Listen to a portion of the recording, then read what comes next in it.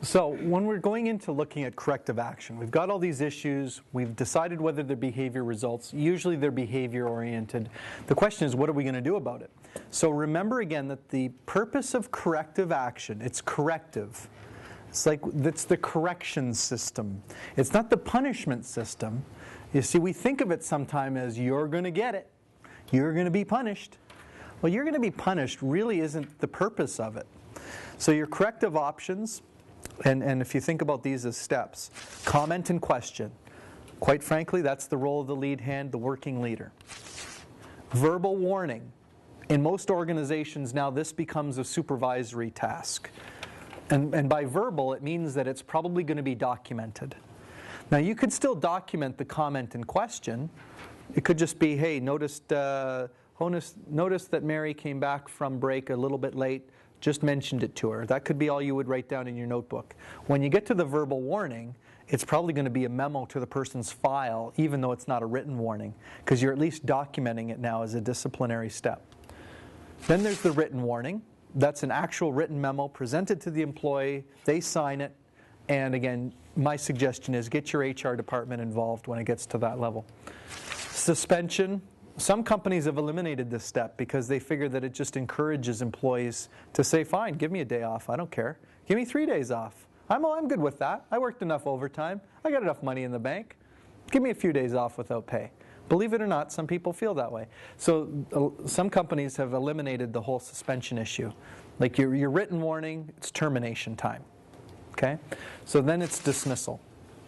And dismissal is very serious, of course, and you should know that at any point up till then, if dismissal is a possibility, it needs to be reflected. If this behavior doesn't change, and I don't suggest you start it at the comment in question. You know, if you don't start coming back to breaks, you're going to be fired.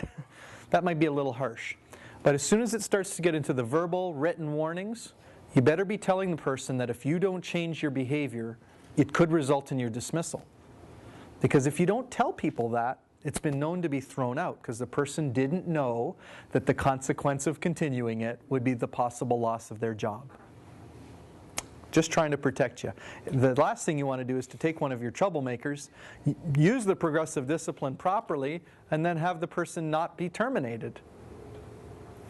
Now, if you're in a unionized environment, some of you are, they have representation. All that means is you've got a rule book. And you know what? Generally speaking, the union knows the rule book better than the managers do. So know the rule book, know what your rights are, and enforce your rights.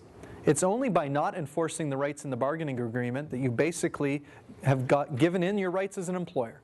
You have rights, you should use your rights. They're all spelled out in the agreement. Do you want him to sing it? Watson, yeah, come on in. Pull up a stool and shut the door. Okay. I just wanted to talk with you about the job you were doing today.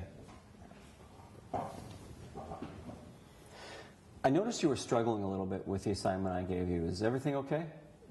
Well, I just have a problem, keeping up the speed and making sure I do a good job at the same time. Okay. Well, that's important. Here's what I want to do. All right, we got to keep working on this. So I'm going to take some time today and work with you, and I'll retrain you on the job you're doing. All right? I don't mind doing that as long as I have your commitment that you're going to stick with it until you're successful. Can I count on you? Well, I don't know. Maybe wouldn't it be better if I did like an easier job? Something that I know I can do well? You know what? I know where you're coming from. Nobody likes feeling like they can't do anything right? But if I gave you all the easy jobs, it wouldn't be fair to everyone else in the factory, would it? So tell you what, we'll retrain, but I need your commitment that you're going to stick with it until you're successful. Can I count on you? Yeah, you can count on me. Perfect, great. Watson, hey, congratulations. Your quality is way up and you're working faster than you ever have. Way to go. Thanks.